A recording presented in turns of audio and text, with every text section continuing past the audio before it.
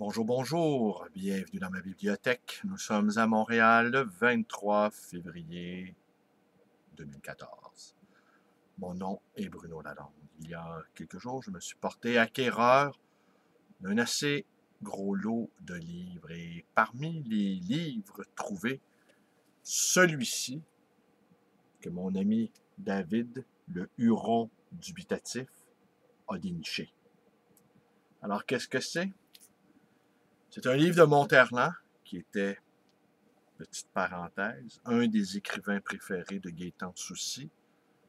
Alors maintenant, à vos marques, faites votre thèse, allez découvrir les traces de l'œuvre de Monterland chez l'auteur de La petite fille qui aimait trop les allumettes. C'est un effort. Donc, Monterland, paysage des Olympiques, 87 photos par Karel Germaillère.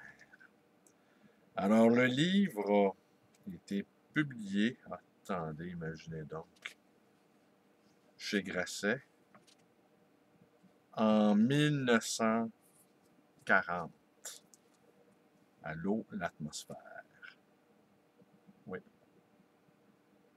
Le 21 mai 1940. Comme on s'amusait en ce temps-là.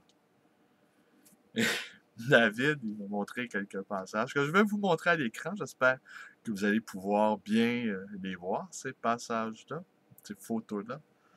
Et franchement, c'est plutôt désopilant. Désopilant. Et quand on connaît les penchants, l'orientation sexuelle d'Henri de Monterland, on ne peut que s'en amuser. Alors j'y vais avec... je vais frapper fort tout de suite et après je vais vous lire, les légendes qu'on y trouve au bas des photos. Alors, on y va avec le passage des citrons.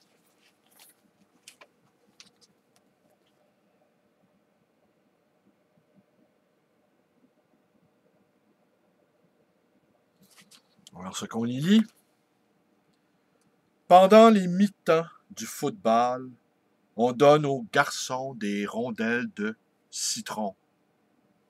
Mais celle-ci, le fruit qu'ils mangent et dont je jouis, le jus qui coule sur son menton.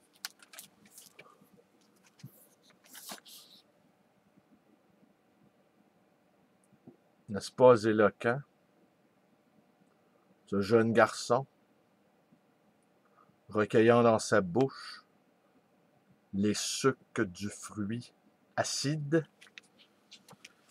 N'est-ce pas émoustillant?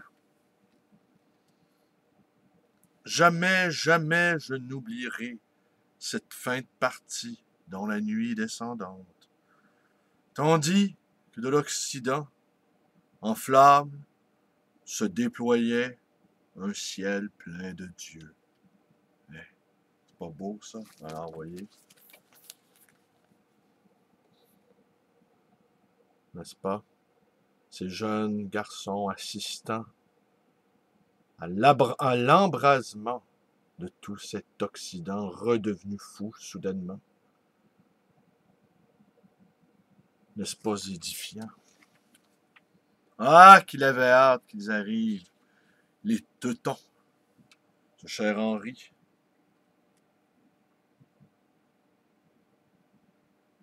Oh, venez. Tout à coup, il fait une petite bifurcation vers ce qu'il aime, mais quand même, on vous la montre. Vous voyez? On la voit bien ici. Ouais.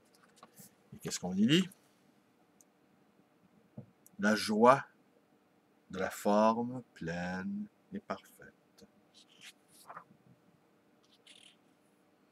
Ce qui est vraiment beau est toujours fort.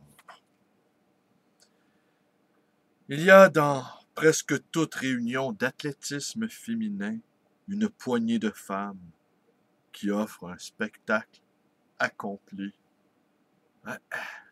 Tandis que les autres, hein, on repassera.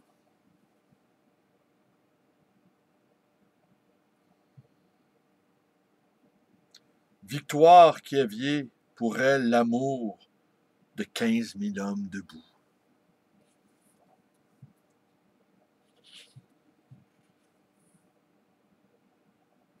Fleur de santé, fraîche et chaude, fine et forte, douce et dure. On va voir pour qui. Vous voyez, c'est elle qui inspire à Monterland des pensées de turgescence et d'accueil tout à la fois.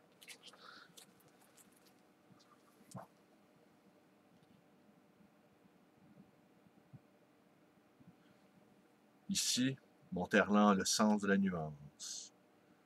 Les femmes dans le stade n'y soulèvent pas plus de pathétique que les garçons, mais un pathétique autre. Le ciel brille. Le vent se parfume à vos manches. Oh, le vent se parfume à vos manches. On n'a pas fini.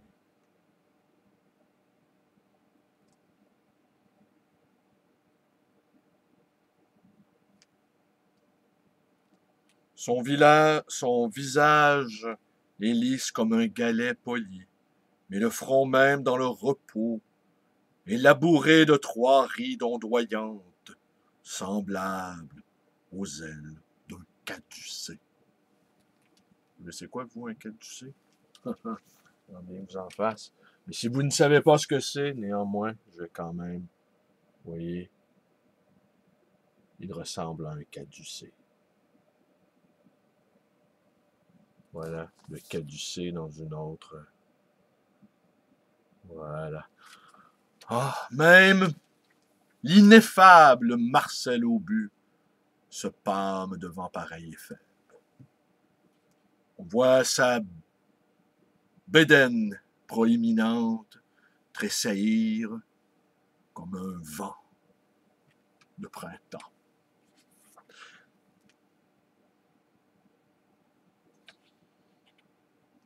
Les veines qui tournent autour de son bras comme une guirlande autour d'une colonne.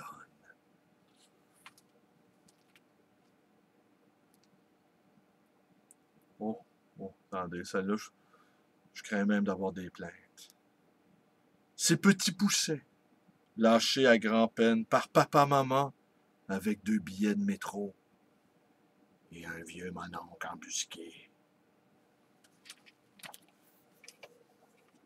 Vous voyez, on le voit-tu? Ce jeune homme, voilà. Ce jeune éphèbe diaphane, parmi les florescences, des plantes, parfums vénéneux. Une autre image qui vous mène bon. Que tient dans ses mains ce garçonnet, qui amorce ainsi le relais, sans doute, à une vie de débauche. Ce petit giton ignore encore quel est le nom de son maître. Sur le portique s'ouvrent des stalles. On entrevoit un torse nu. Les jambes courageuses sont unies comme une bougie de cire brune. Ça, c'est dur. Les jambes courageuses sont unies comme une bougie de cire brune. Limite. Une unité moelleuse font les saillants du corps les uns dans les autres, comme se fondent les unes dans les autres les houles légères sur une fleur paisible. Ça vous fait pas penser à quelque chose, ça? Hein? Cette tige reposant sur un nid de duvet. Cette tige ramollie, s'assoupissant Dans un lit de misère.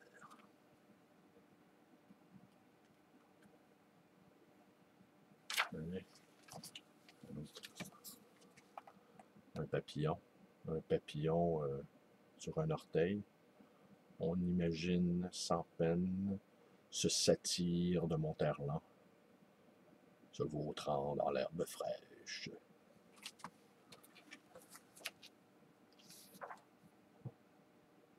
Torse fait pour la cuirasse.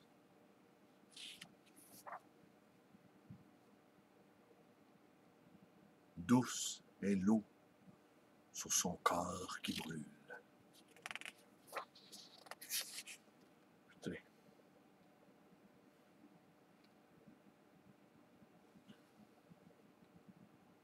Je vais vous quitter avec deux images assez éloquentes. Et la légende, on y lit, sur sa poitrine découverte, je vois briller ses médailles d'or. De quel âge? 10 ans, sacrément. Je vous montre ça. Allez. Ouais. Puis lui, on va me trouver lui. Allez. Ouais. Pas beau ça? Les Olympiques de Monterland se font à poil, mais je vous quitte. Je vous quitte sur cette image si évocatrice, avec une citation latine pour embrouiller les esprits. C'était l'eau de source la plus limpide. C'était l'eau de source la plus limpide, Splendidor Vitro.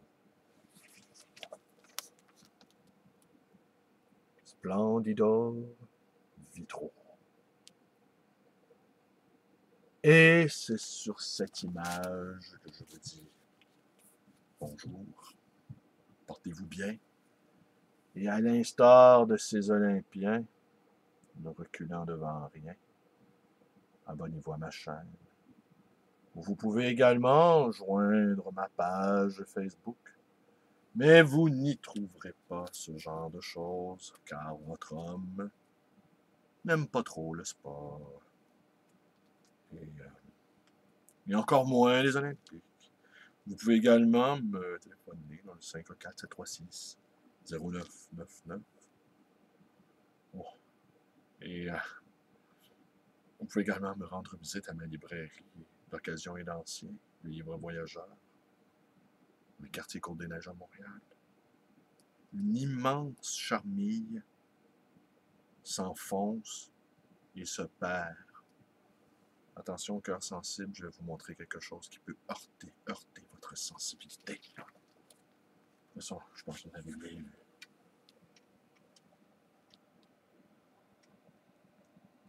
Veux-tu bien me dire où il est allé mettre son derrière, lui?